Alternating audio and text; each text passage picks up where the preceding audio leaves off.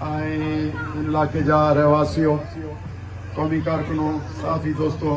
अस्सलाम वालेकुम। चवण मुतालिक आउं कोन्ह थो ॻाल्हायां, छो त जिते बि वञूं था हूअं त मस्जिद किरे वेठो आहियां, सभिनी खे ख़बर आहे त उन्हनि सां बिरादरीअ वांगुरु तालुक़ु आहे ऐं नंढपण खां वठी। पर आउं हिन साल हज ते वियुसि, तॾहिं बि उते इस्तक़बाल मूंखे वॾी मोहबत चवण बिरादरी ॾिनी, जिते तमामु वॾो इस्तक़बाल कयो। इन करे तव्हांजी हिते पर हे सभु बिरादरियूं गॾिजी असांखे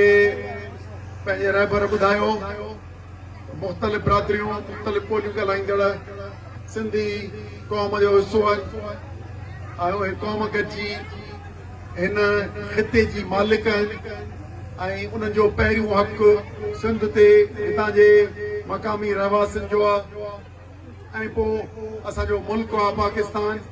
उहो हिकिड़ो वफ़ाक़ आहे जंहिंमें गॾिजी इंसाफ़ ईमानदारी सां जमहूरी निज़ाम सां हलणो आहे जीअं हितां जे अवाम जी तरक़ी थी सघे। इहो ईअं मुमकिन थी सघे थो, पर मुल्क ते उहो निज़ाम राइज न आहे। हिकिड़ो त न ई क़ौमी मामलनि खे मञीनि था, न को क़ौमी हक़नि खे मञीनि था, ऐं ॿ उन्हनि ते जेका असांजी इज्तिमाही दौलत आहे या असांजो पंहिंजो वतन आहे उनखे फुरण, उनखे विराइण, उनखे लुटण जूं मुस्तक़िल मिज़ाजी सां साज़िशूं कनि था। इहो 78 सालनि खां थींदो आयो। पहिरियों हक़ सच जो आवाज़ साईं जीएम सेन बुलंद कयो, हुनखे 30 सालनि खां मथे क़ैद कयूं, पर उहो हक़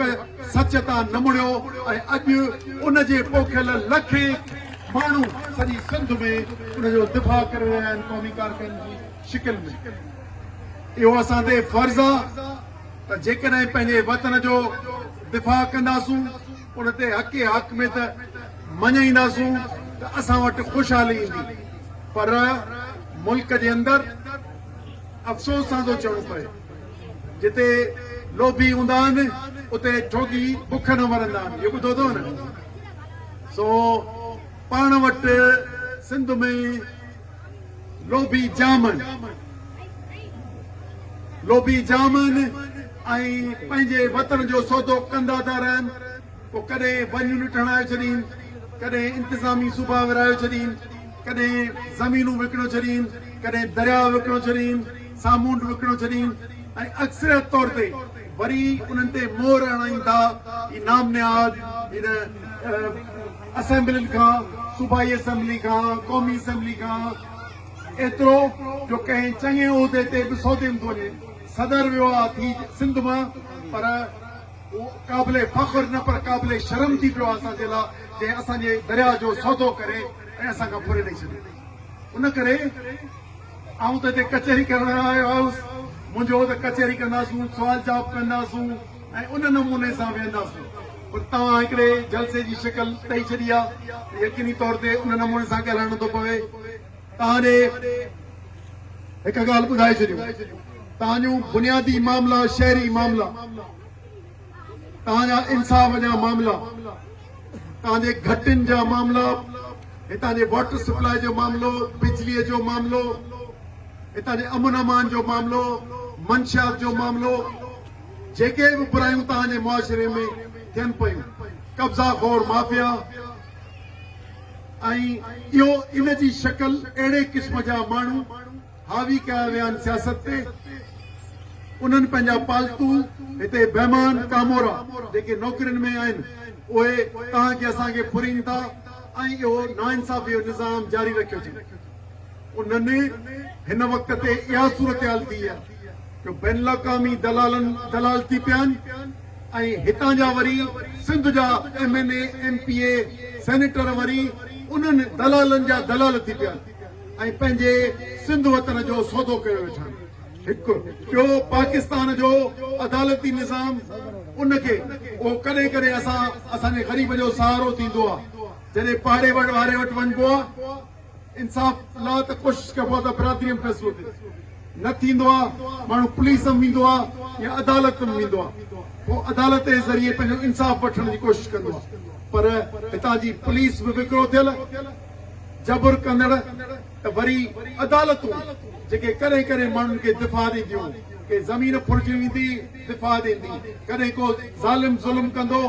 दिफ़ा ॾींदी त उहो बुनियादी हक़ बि असां खां हिननि जाली अदालतूं आइन में 26 ऐं 27 तरमीम करे ऐं पंहिंजी अदालत सरकारी अदालत ठाहे छॾी हुकूमती अदालत ठाहे छॾी जेका इंसाफ़ जे पुंजो ॾेई छॾे कई हिते ज़ुल्म थिया आहिनि सिंध में पाणीअ ते एहतिजाज थियो सिंध जे माण्हुनि बदी सां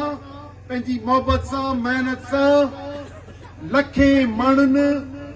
इन रियासत खे मजबूर करे ऐं सिंध जो पाणी जेको सदर पाकिस्तान खपाए छॾियो उनखे पंहिंजे जिदोजहद जे ज़रिए भरायो पीपलनि खे पोइते थियुनि त बाबा तव्हां त जो सिंध असांजे खीसे में आहे लिखी ॾिनूं त ही माण्हू त मञनि कोन था इन बेइज़तीअ इहा जेको दरबदर थिया इन जे करे मोरे जो वाक़ियो कयूं उते शहीद कयूं असांजा दोस्त उहे अॼु बि क़ैदो बंद में आहिनि इहो हिकिड़ो ज़ुल्म निज़ाम आहे पाकिस्तान ते में एहतिजाज जो हक़ TLP वारनि एहतिजाज करे लाहौर खां इस्लामाबाद ते विया त हुननि खे मुरीद के वटि हज़ारे माण्हुनि ते गोलियूं हलाए छॾियूं ऐं उहो बुनियादी हुनजो एहतिजाज जो हक़ उन्हनि खां खसे छॾियो उन खां अॻे तव्हां ॾिठो हूंदो पोएं साल डी चौक ते एहतिजाज करण वई पाकिस्तान तहरीक इंसाफ़ ऐं ॿियूं जमायतूं जेके उते एहतिजाज जो हक़ त बाबा छो असांजी लीडरशिप खे गिरफ़्तार कयो अथव छो कूड़ा केस करे था छॾियो त उन्हनि ते गोलियूं वसायूं यानी ख़ौफ़ जे ज़रिए हुकुमरानी था कनि ॾाढ जे ज़रिए हुकुमरानी था कनि जबर जे ज़रिए हुकुमरानी था कनि उन जे ख़िलाफ़ असीं पंहिंजा आइनी हक़ एहतिजाज तहरीर तक़रीर जो इस्तेमालु था करियूं त तव्हां हुन ते जबर करे ऐं ज़ुल्म करियो था हाणे इन मामले खे केरु दुरुस्त कंदो इन खे केरु ठीकु कंदो इन ज़ुल्म जे ख़िलाफ़ कीअं असीं पाण ठीकु करे सघंदासीं उन जे लाइ असां हिते सिंध जे हक़नि लाइ अॻे सिंधू दरिया बचायो तहरीक ठाही सिंध जे दिफ़ा लाइ असां सिंध एक्शन कमेटी ठाही ऐं मुल्क में आइन जो जबर आइन जूं ग़लति तरमीमूं करण ही जबर जी हुकुमरानी अदालतुनि खे मफ़लूज करण ऐं बुनियादी हक़ खसण ऐं असांजा हज़ारे माण्हुनि ते कूड़ा केस करण असांजा हज़ारे माण्हू अॼु गिरफ़्तार थिया पिया आहिनि के कोट लखपत में के अडियाला में के सिंध में किथे मोरे में के बलोचिस्तान में हर जाइ ते क़ैदो बंद करे ऐं ज़ुल्म ऐं ख़ौफ़ जी हुकूमत क़ाइमु कई वई आहे अली अलैहिस्सलाम जो मशहूरु कौल आहे त कुफ्र जी हुकुमरानी हली सघे थी पर ज़ुल्म जी हुकुमरानी नथी हली सघे उन करे इंशाअल्लाह अवाम जी बदीअ सां हिन ज़ुल्म जी हुकुमरानीअ खे असीं गजम वञूं पिया इन्हनि इतिहादनि शिकिल में तव्हां ॾिसंदा हूंदो त सिंध में पाणीअ जा मामला अचनि ज़मीनुनि जा मामला अचनि किथे बि अचनि असां हिकिड़ो ई रस्तो इख्तियार कयो आहे छो त इस्लामाबाद मां इंसाफ़ नथो मिले कराचीअ जे असेंबलीअ मां इंसाफ़ नथो मिले हुकुमरान ज़ालिम थी पिया आहिनि असांजा बुनियादी हक़ खसे था वञनि हेठि बलदियाती निज़ाम जे ज़रिए आम माण्हुनि जे असांजे बलदियात में यूनियन काउंसिल खां वठी म्यूनिसिपलनि खां वठी करप्शन लॻी पई आहे असीं बुनियादी ज़रूरतुनि लाइ लीलरायूं था बाबा ही ॾियो पाणी ॾियो बिजली ॾियो यानी हिकिड़े असीं हिन बुनियादी शयुनि खां हिन वक़्तु इहो जबर इहो ॾाढ हिकिड़ा लालची हुकुमरान कनि पिया जिन जाली इलेक्शन जे ज़रिए ज़ोरीअ हुकुमरानी क़ाइमु कई आहे उन में आइन में तरमीमूं कनि था ऐं माण्हुनि ते जेको ज़ुल्म कनि था उन जो तदारक नथो थिए उन करे पंहिंजे माण्हुनि जे हक़नि लाइ पंहिंजे माण्हुनि जी ख़ुशहाली लाइ इंसाफ़ ऐं ईमानदारी जे राज लाइ असीं सभिनी ॾे वञूं पिया ऐं TTAP तहरीक तहफ़्फ़ुज़ आइन पाकिस्तान इहो फ़ैसिलो कयो त मुल्की मामला हुजनि ओ भले मादनियात ते कब्ज़ो हुजे उन जे ख़िलाफ़ एहतिजाज कंदासीं, ज़मीनुनि जो विकिरो हुजे उन्हनि जे ख़िलाफ़ एहतिजाज कंदासीं, पाणीअ जी नाइंसाफ़ी हुजे उन जे लाइ एहतिजाज कंदासीं।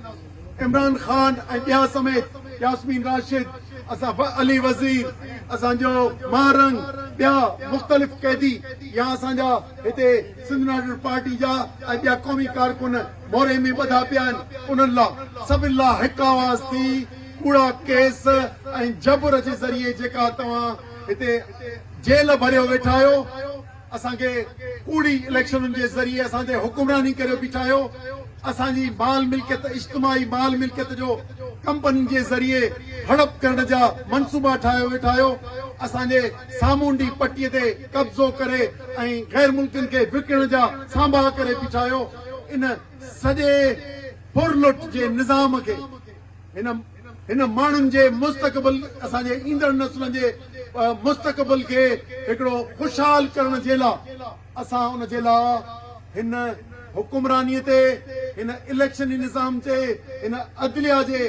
निज़ाम ते असीं बेतमादीअ जो इज़हार सभिनी किरोड़े माण्हुनि खां कराईंदासूं ऐं उन सिलसिले में सम्झो अॼु जेकॾहिं तव्हां ॾिनो आहे तव्हां वटि आया आहियूं त असांजे सॾ में सॾु ॾियो,